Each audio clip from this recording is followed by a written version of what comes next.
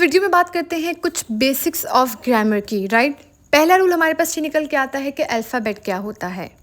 Alphabet क्या होता है इसको समझते हैं। Remember one thing, alphabet is the collection of letters, right. अब एक और चीज़ ये है कि हमारे पास लेटर्स क्या होते हैं। यहाँ पर मैं मेंशन कर रही हूँ ए से लेके जेड तक हमारे पास इंग्लिश में क्या होते हैं, लेटर्स होते हैं।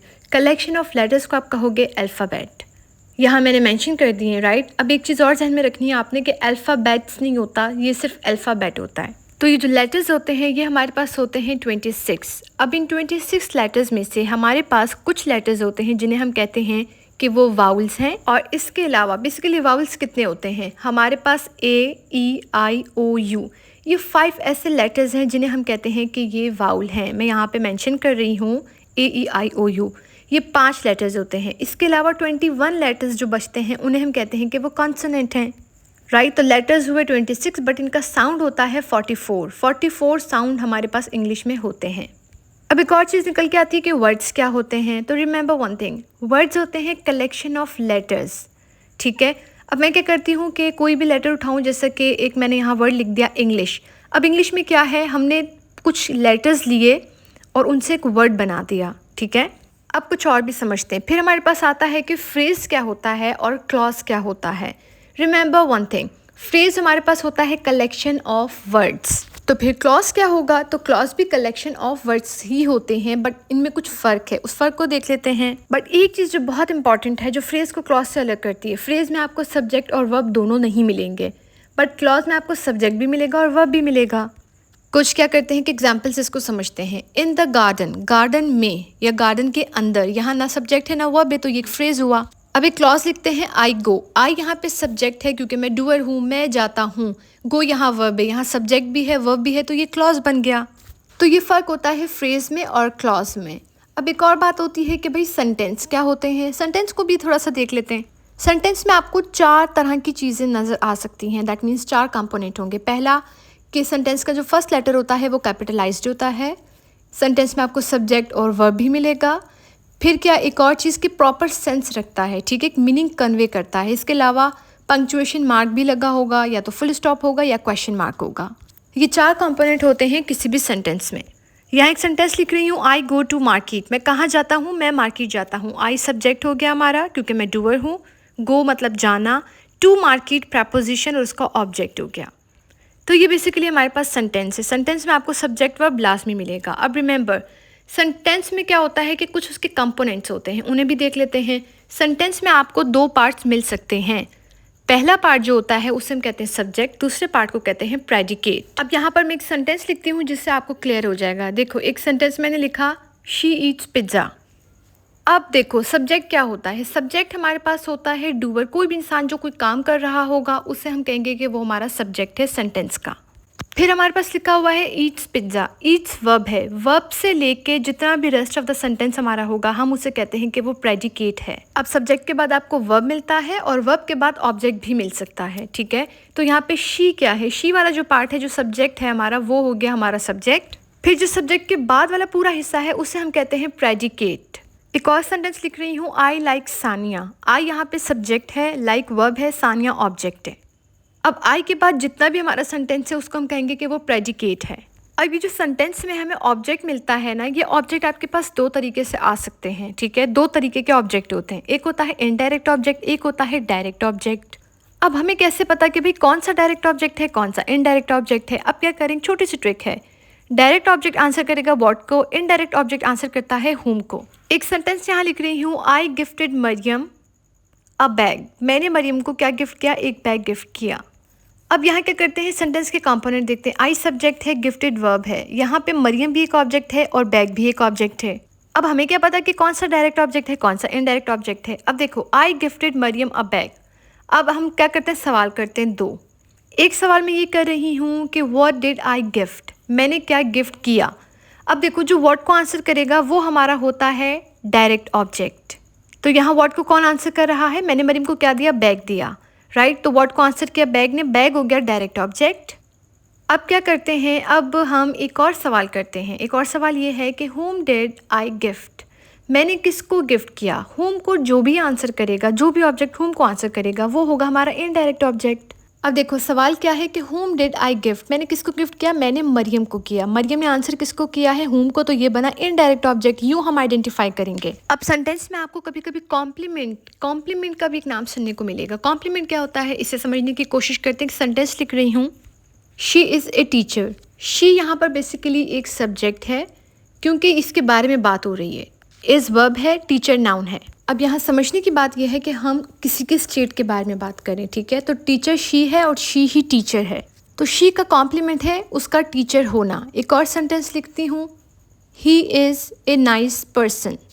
वो क्या है, वो अच्छा इंसान है। ही हुआ सब्जेक्ट, इज़ हुआ वर्ब और नाइस पर्सन क्या है, ही का कॉम्प्लीमेंट, ठीक है। और कॉम्प्लीमेंट आपको कोई नाउन या फिर कोई एडजेक्टिव हो सकता है। अब लिखा है he is a nice person, nice person भी ही है और he is a nice person, right.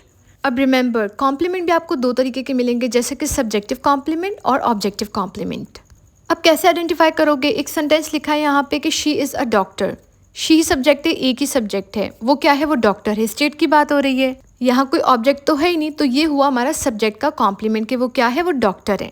अब एक और सेंटेंस लिख रही हूँ, she made Tania A monitor. उसने क्या किया, तानिया को मॉनिटर बनाया। शी सब्जेक्ट है, अब शी क्या है, डूअर है। यहाँ पे शी ने क्या किया, मॉनिटर बनाया तानिया को। तानिया ऑब्जेक्ट है, तानिया को क्या बनाया, मॉनिटर बनाया। तो मॉनिटर कौन बना, सब्जेक्ट बना या ऑब्जेक्ट, तानिया बनी। तो तानिया क्या है, ऑब्जेक्ट, इसलिए जो मॉनिटर है ये हुआ हमारे पास ऑब्जेक्टिव कॉम्प्लीमेंट। अब बात करते हैं रूल नंबर 2, जो कि बहुत इंपॉर्टेंट है। सेंटेंस का पैटर्न क्या होगा, सब्जेक्ट और वर्ब, ये भी हो सकता है, या फिर सब्जेक्ट वर्ब और ऑब्जेक्ट, ये भी हो सकता है, ठीक है। आपको दोनों तरीके से सेंटेंस मिल सकता है। यहाँ पे एक सेंटेंस लिख रही हूँ, शी गोज़। शी सब्जेक्ट है, डूअर है, गोज़ वो जाती है, वर्ब की फर्स्ट फॉर्म है। यह है हमारे पास पहला वाला पैटर्न, जो कि बिल्कुल ठीक है। एक और सेंटेंस लिख रही हूँ, शी ईट्स पिज्ज़ा। अब शी देखो सब्जेक्ट है, ईट्स वर्ब है, पिज्ज़ा ऑब्जेक्ट है। ऑब्जेक्ट क्या करता है, एक्शन को रिसीव करता है, ठीक है। तो एक सवाल है कि she Yeats what, she Yeats pizza, वो पिज्ज़ा खाती है, तो पिज्ज़ा हुआ ऑब्जेक्ट। यहाँ ये सेकंड पैटर्न को फॉलो कर रहा है, जो कि बिल्कुल ठीक है। रूल नंबर 3 हमारे पास ये निकल के आता है, which is very important, bear this rule in your mind. हमारे पास जो सब्जेक्ट और ऑब्जेक्ट होगा वो कौन कौन हो सकता है। सब्जेक्ट हमारा नाउन, प्रोनाउन या फिर जेरेंट हो सकता है, और ऑब्जेक्ट भी हमारा नाउन, प्रोनाउन या फिर जेरेंट हो सकता है। 90% केसेस में ऐसा ही होता है। अब यहाँ मेरे पास कुछ सेंटेंसेस इन्हें गो थ्रू करते हैं। Sania is a teacher, Sania है हमारी सब्जेक्ट, इज़ है वर्ब, टीचर है कॉम्प्लीमेंट, तो सानिया क्या है, वो टीचर है। अब सानिया का पार्ट ऑफ स्पीच क्या है, सानिया हमारे पास है नाउन। एक और सेंटेंस है, she is a nice girl. She subject है, जो कि है एक प्रोनाउन, ठीक है। अब देखो यहाँ लिखा हुआ है नाइस गर्ल, ये भी क्या है, हमारे पास नाउन ही है, तो हमारा ऑब्जेक्ट भी नाउन है, सब्जेक्ट भी नाउन है। Singing is my hobby, singing क्या है, बेसिकली जब हम वर्ब की फर्स्ट फॉर्म में आईएनजी लगाते हैं ना, तो वो एक्ट करता है नाउन की तरह, बट हम उसको कहते हैं कि वो क्या है, वो जेरेंट है। तो यहाँ हमारा सब्जेक्ट सिंगिंग क्या है, जेरेंट बन गया, और हॉबी क्या है, ये भी एक ऑब्जेक्ट है, जो कि है नाउन। तो हमारा सब्जेक्ट और ऑब्जेक्ट नाउन, प्रोनाउन या जेरेंट हो सकता है। अब बात करते हैं रूल नंबर 4 की, ये भी बहुत इंपॉर्टेंट है। देखो जब कभी आपका सेंटेंस स्टार्ट होगा जेरेंट से, जेरेंट क्या करेगा, आई एम रिपीटिंग, वर्ब की फर्स्ट फॉर्म में आईएनजी लगाओ, जेरेंट बन जाएगा, एक्ट कैसे करेगा, नाउन की तरह। अब यहाँ पर मैंने एक सेंटेंस लिखा है, सिंगिंग इज़ या आर माई हॉबी। कौन सा वर्ब लगाना है आपको, इज़ या are. Remember one thing, singing क्या है, जेरेंट। जब भी आप अपने सेंटेंस को स्टार्ट करोगे जेरेंट से, जेरेंट सब्जेक्ट बन के जब भी आएगा, तो उसके बाद सिंगुलर वर्ब को ही आपने फॉलो करना है। तो यहाँ पर आएगा सिंगिंग इज़ माई हॉबी। अब एक और सेंटेंस लिखा है, स्मोकिंग इज़ या आर डेंजरस। स्मोकिंग क्या है, जेरेंट है, तो यहाँ आएगा स्मोकिंग इज़ डेंजरस। तो ये बहुत इंपॉर्टेंट रूल था जिसको आपने अपने जहन में रखना है। अब बात करते हैं रूल नंबर 5 की। कुछ यहाँ पे मैं प्रोनाउंस लिख रही हूँ, जैसा कि everyone, everybody, no one, somebody. Okay, ये हमारे पास हैं प्रोनाउन, जिन्हें हम कहते हैं कि ये इनडेफिनिट प्रोनाउन है। अब जब कभी क्या होता है कि ये आपको सेंटेंस में मिले, तो ये क्या करते हैं, ये हमारे पास, हम इन्हें कंसिडर करते हैं कि ये हमारे पास हैं सिंगुलर प्रोनाउन, तो ये सिंगुलर वर्ब को फॉलो करते हैं। अब कुछ एग्जाम्पल है, एवरीवन वॉज या वर हैप्पी, तो यहाँ पर एवरीवन क्या है, सिंगुलर, तो सिंगुलर ही वर्ब आएगी। एक और सेंटेंस देखो, यहाँ पर मैं लिख रही हूँ, नोबडी इज़ या आर हैप्पी, कोई भी खुश नहीं है, ठीक है। अब नोबडी क्या है, ये सिंगुलर प्रोनाउन है, तो सिंगुलर ही वर्ब आएगी, तो नोबडी इज़ हैप्पी होगा। ओके, अब हम एक और रूल की बात करते हैं। अब हमारे पास है रूल नंबर 6। ओके, अब हमारे पास जब भी किसी भी सेंटेंस में प्रपोजिशन आ जाए तो रिमेंबर वन थिंग, प्रपोजिशन अपने बाद एक ऑब्जेक्ट लेता है। वो ऑब्जेक्ट 3 चीज़ें हो सकती हैं, ठीक है। या तो वो कोई नाउन होगा, या प्रोनाउन होगा, या फिर वो जेरेंट होगा। यहाँ पर मैं एक सेंटेंस लिख रही हूँ, the people of Pakistan are और इज़ इन पॉवर्टी। यहाँ पर या तो आपको इज़ लिखना है या आर लिखना है। Remember one thing, the people of Pakistan, the people हमारा सब्जेक्ट है। ये जो ऑफ पाकिस्तान है, ऑफ है प्रपोजिशन, प्रपोजिशन के बाद इसका ऑब्जेक्ट है पाकिस्तान जो कि नाउन है। तो प्रपोजिशन के ऑब्जेक्ट को छोड़ दो, हमारा जो मेन सब्जेक्ट है वो है द पीपल। ओके, तो पीपल जो होता है वो हमारे पास जो है वो एक प्लूरल नाउन है, तो इसके अकॉर्डिंगली ही वर्ब को लिखो। प्लूरल नाउन है तो आपने क्या करना है, सिंगुलर वर्ब को नहीं लिखना, प्लूरल वर्ब को लिखना है। तो यहाँ पर क्या आएगा, the people of Pakistan are in poverty, Pakistan के जो लोग हैं वो पॉवर्टी में हैं। एक और एग्जाम्पल देखते हैं, इसको फर्दर समझते हैं। A baby of girls was या वर देयर। देखो अब इसमें हम अपना सब्जेक्ट ढूंढते हैं। सब्जेक्ट हमारा है अ बेबी, ये कलेक्टिव नाउन है, ठीक है। लड़कियां बहुत सारी जहाँ मिल जाए उन्हें कहते हैं baby of girls. Of preposition है, प्रपोजिशन ने अपना एक ऑब्जेक्ट लिया जो कि है गर्ल्स, ये प्लूरल नाउन है, बट ये हमारा सब्जेक्ट नहीं है। हमारा सब्जेक्ट है अ बेबी, तो ये जो अ बेबी है कलेक्टिव नाउन है, तो हम क्या करेंगे, ये सिंगुलर है तो हम सिंगुलर ही वर्ब को लगाएंगे, ना कि प्लूरल वर्ब लगाएंगे। तो यहाँ पर वर्ब ना होके वॉज आएगा। अब बात करते हैं रूल नंबर 7 की, जो कि इंपॉर्टेंट है। बेसिकली मैं आपको जितने भी यहाँ 10 रूल्स बताऊंगी वो 10 बहुत इंपॉर्टेंट रूल्स हैं। अब देखो, आपका जो सब्जेक्ट और वर्ब होता है ना, इसमें एग्रीमेंट लाजमी होना चाहिए। अब इसका क्या मतलब हुआ, इसका सिंपल मतलब है सिंगुलर सब्जेक्ट है, ठीक है। अगर सिंगुलर नाउन है या सिंगुलर सब्जेक्ट है तो सिंगुलर ही वर्ब को लगाओगे, और अगर आपका नाउन जो है वो प्लूरल होगा, ठीक है, या आपका सब्जेक्ट प्लूरल होगा तो उसके साथ आप प्लूरल ही वर्ब को फॉलो करोगे। यहाँ पर क्या करते हैं कि कुछ एग्जांपल्स ले लेते हैं ताकि हमें और चीज़ क्लियर हो जाए। ओके, यहाँ मैं सेंटेंस लिख रही हूँ कि दे आर या इज़ नॉट हैप्पी। अब यहाँ पर दे क्या है, ये एक नाउन तो नहीं है बट ये एक प्रोनाउन है, ये हुआ हमारा सब्जेक्ट। अब देखो ये जो दे है ना, ये प्लूरल नाउन है हमारे पास, तो अगर ये प्लूरल नाउन है तो इसके साथ वर्ब भी प्लूरल लगाओ, दे आर नॉट हैप्पी। एक और सेंटेंस है ही इज़ या आर नॉट हैप्पी। ये जो ही है सेंटेंस का सब्जेक्ट, राइट, ये क्या है, ये है थर्ड पर्सन सिंगुलर प्रोनाउन। ये सिंगुलर है तो सिंगुलर वर्ब लेगा, तो ही इज़ नॉट हैप्पी होगा, ना कि ही आर नॉट हैप्पी। अब आता है हमारे पास रूल नंबर 8। ओके, अब देखो रूल नंबर 8 बात करता है कि कुछ हमारे पास नाउन होते हैं जो कि अनकाउंटेबल नाउन होते हैं और कुछ नाउन होते हैं जो कि काउंटेबल नाउन होते हैं। ये तो आपको याद करने पड़ेंगे। रिमेंबर वन थिंग, का अनकाउंटेबल नाउन कुछ मैं मेंशन करती हूँ, जैसे कि वाटर, राइस, मनी, शुगर, और भी हैं, जैसे कि गोल्ड हो गया, हमारे पास फर्नीचर है, एडवाइस है, न्यूज़ हो गया, इक्विपमेंट, ये सब क्या है, ये अनकाउंटेबल नाउन है।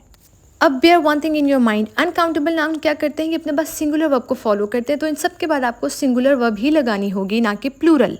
अब कुछ हमारे पास आते हैं काउंटेबल नाउन, जैसे कि गर्ल एक लड़की ने काउंट करो तो बना गर्ल्स, बॉय एक लड़का, बॉयज़ बहुत सारे लड़के, कप एक, कप्स बहुत सारे कप्स। अब आपको काउंटेबल नाउन में जितने भी सिंगुलर काउंटेबल नाउन मिलते हैं उनके बाद आपने क्या करना है, सिंगुलर ही वर्ब को लगाना है, रिमेंबर दिस। फिर आपको मिल सकते हैं प्लूरल काउंटेबल नाउन जिन्हें हम काउंट कर सकते हैं, ये प्लूरल होते हैं नंबर में, तो इनके बाद जो आप वर्ब लगाओगे वो भी प्लूरल वर्ब ही होगा, ठीक है। अब हम मूव करते हैं रूल नंबर 9 की तरफ।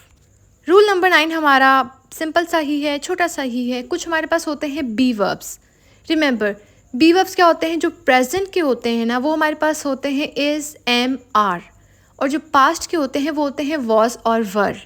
ओके, ये जो हमारे पास वर्ब है जो कि है बी वर्ब, ये क्या करता है, ये 3 चीज़ों को फॉलो करेगा। देखो बी वर्ब क्या थे, इज़, एम, आर, वॉज, वर। इनके बाद आपको क्या होगा कि 3 तरीके से स्ट्रक्चर नज़र आएंगे, ठीक है। इनके बाद आपको वर्ब में आईएनजी भी मिल सकती है, वर्ब की थर्ड फॉर्म भी मिल सकती है, या फिर इनके बाद कोई कॉम्प्लीमेंट भी मिल सकता है। और कॉम्प्लीमेंट क्या होगा, या तो नाउन या कोई एडजेक्टिव।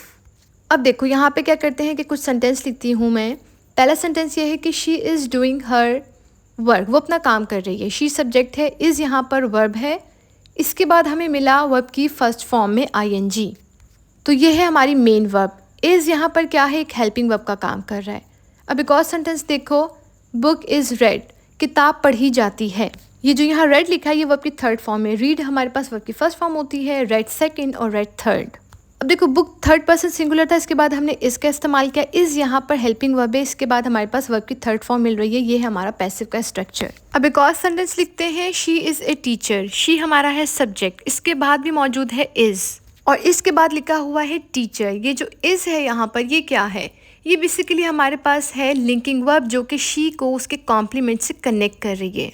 तो ये है एक लिंकिंग वर्ब, ना कि हेल्पिंग वर्ब। तो ये बी वर्ब्स बहुत इंपॉर्टेंट है जो आपको लाजमी पता होनी चाहिए। ये हेल्पिंग वर्ब का भी काम करते हैं, ये लिंकिंग वर्ब का भी काम करते हैं। अब हमारे पास बचता है रूल, जो कि आखिरी रूल है और बहुत इंपॉर्टेंट रूल है। ये जो वर्ब होता है ना, ये सिर्फ एक्शन की बात नहीं करता, ये 3 चीज़ों के बारे में बात करता है। फर्स्ट, ये कोई एक्शन बताएगा। सेकंड, ये किसी की स्टेट के बारे में बात करता है। थर्ड, ये कोई पोजेशन बताता है। राइट, अब इसे समझते हैं एग्जाम्पल से। She is jumping. अब शी क्या है, सब्जेक्ट। इज़ क्या है, यहाँ पर हमारी एक वर्ब जो कि हेल्पिंग वर्ब का काम करिए। क्यों? क्योंकि इसके बाद मेन वर्ब में आईएनजी लगी हुई है। सेंटेंस हमारा कंटिन्यूस का है, यहाँ पर हो रहा है एक्शन। इज़ जंपिंग क्या है, एक एक्शन है। एक और सेंटेंस है, she is nice. She subject है, इज़ वर्ब है, नाइस एडजेक्टिव है जो कि कॉम्प्लीमेंट है शी का। अब इस सेंटेंस में भी इज़ आ रहा है, लेकिन इज़ यहाँ पर क्या है, हेल्पिंग वर्ब नहीं है। क्यों? क्योंकि इसके बाद आईएनजी में वर्ब नहीं है, इसके बाद एक कॉम्प्लीमेंट पड़ा हुआ है। तो इज़ है एक लिंकिंग वर्ब जो कि कनेक्ट कर रही है शी को उसके स्टेट से। एक और sentence, I have a car. मेरे पास गाड़ी है। आई यहाँ पे सब्जेक्ट है, हैव एक वर्ब है, अ कार क्या है, नाउन। तो कुछ वर्ब क्या करते हैं, आपकी पोजेशन को बताते हैं, जो भी चीज़ आप ओन करते हो। ठीक है, तो अगर मैं कहती हूँ कि I have a car, that means मेरे पास गाड़ी है। ये जो हैव, हैज़ और हैड है, ये क्या करते हैं, इनके बाद तो अगर आपको मेन वर्ब मिल जाए तो वो मेन वर्ब होती है वर्ब की थर्ड फॉर्म। तो आपको अगर हैव, हैज़ और हैड के बाद वर्ब की थर्ड फॉर्म मिलेगी तो यहाँ पर ये तीनों वर्ब क्या काम करेंगे, ये तीनों यहाँ पे हेल्पिंग वर्ब का काम करेंगे। इसे थोड़ा सा और समझते हैं एक एग्जाम्पल से। यहाँ मैं एक सेंटेंस लिख रही हूँ कि I have completed my work.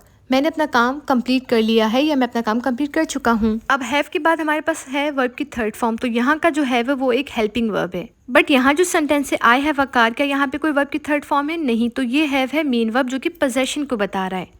ठीक है, तो वर्ब क्या करेगा, 3 तरीके से काम करेगा। एक्शन बताएगा, स्टेट बताएगा और पोजेशन बताएगा। नाउ आई रियली होप कि वीडियो आपके लिए बहुत यूजफुल रही होगी और आपने बहुत कुछ सीखा होगा। अगर आपने बहुत कुछ सीखा इस वीडियो से तो मेरे चैनल को लाइक, शेयर एंड सब्सक्राइब करें।